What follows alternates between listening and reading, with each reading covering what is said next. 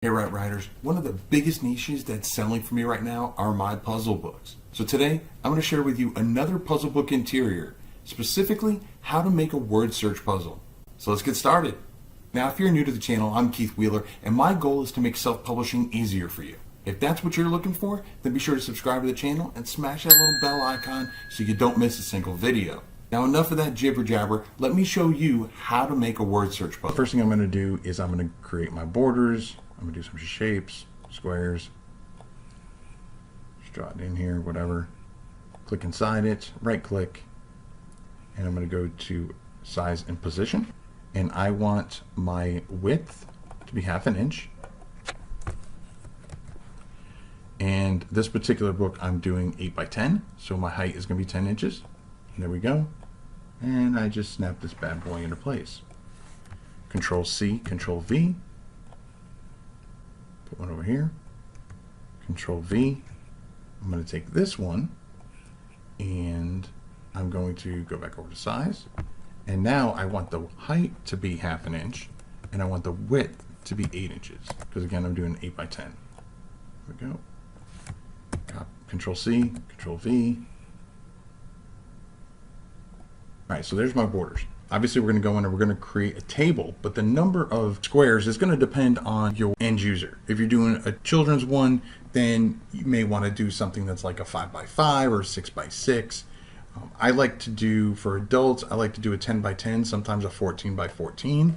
We're just going to do a 10 by 10. Also, depending on your end user, if you want to make it large print, then you'll probably want to use as much real estate that you have here as possible.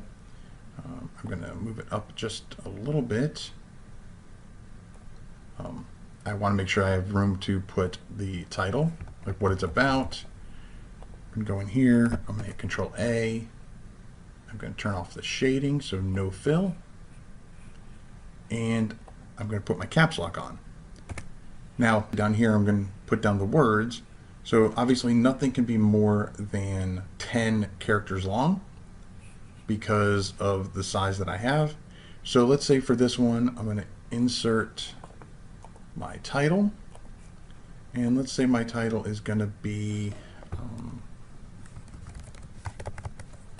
we'll do Animals of the Arctic. Now, how about Animals of Antarctica? There we go. Like that, we'll move it up.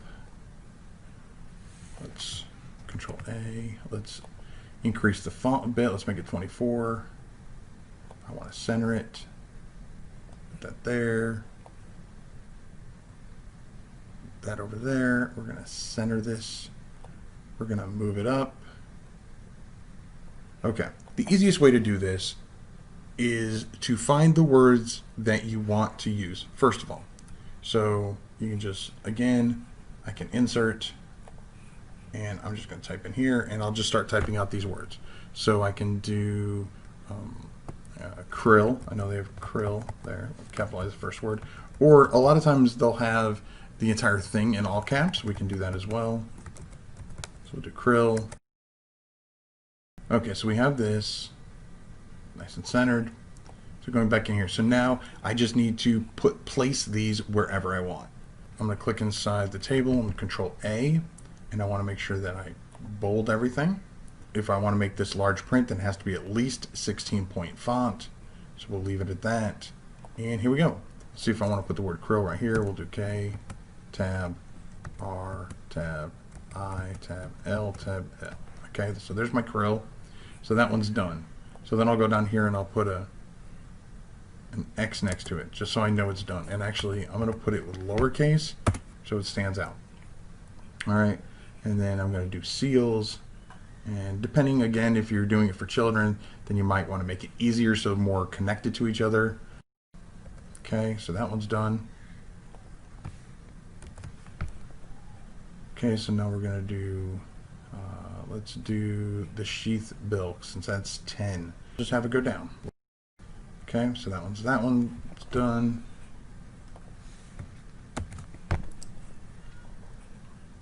Let's see if I learned to spell Arctic tern. So we got the snow petrel, That's another 10 letter. So let's just say we do it off this S. There we go, that one's done. Okay, we got the Arctic tern. Now when you have too many words in here that are the maximum number of letters, you kind of paint yourself into a corner. So I might have to make some changes real quick. Okay, so I'm not going to be able to do this here. So what I'll do is I'm just going to move seals. I'm just going to cut that, and I'm just going to move it down a bit right here. And then I'll do the same thing with krill. Okay, and let's again learn to spell.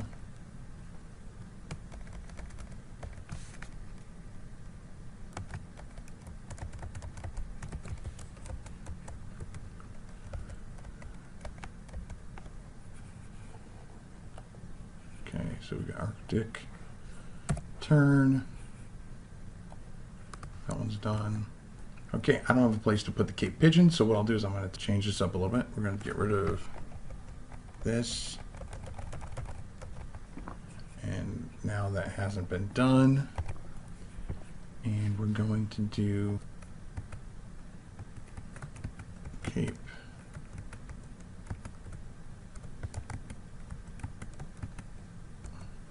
I don't like it that close to one that's already a full one, so we're going to move that down here.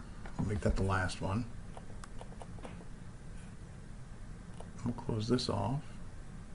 Get rid of that one. Okay, so now Cape Pigeon is done. And now I have to do the sheath bill again. Here's what we're going to do.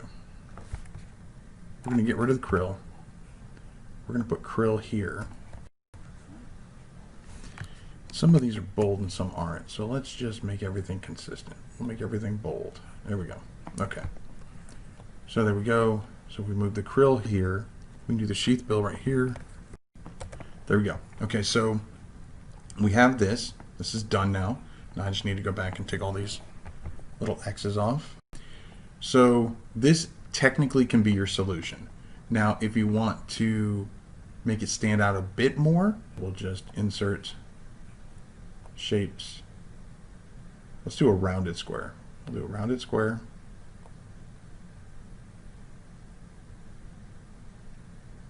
We'll right click, no fill, we'll make the outline red,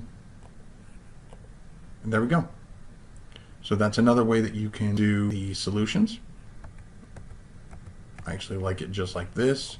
Let me take these borders off. Okay, now I'm going to right click. I'm going to duplicate this slide.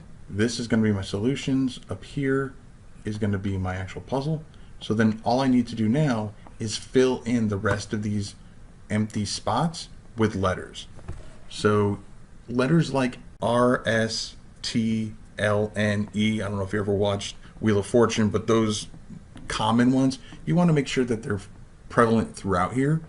That way it makes it more difficult for people to figure out where your words are, especially since in this particular case we have quite a few S's and T's, so we want to make sure that we'll put like an S here, and then maybe we'll do an E,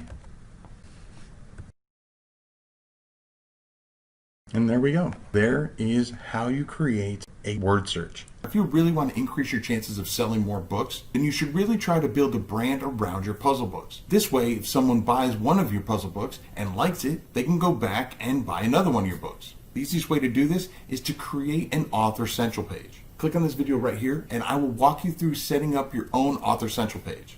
Another way is to start a newsletter. In this video, I'll show you how to make money with a newsletter. And yes, it even works for puzzle books. So pick a video and I'll see you in it. Remember to write right.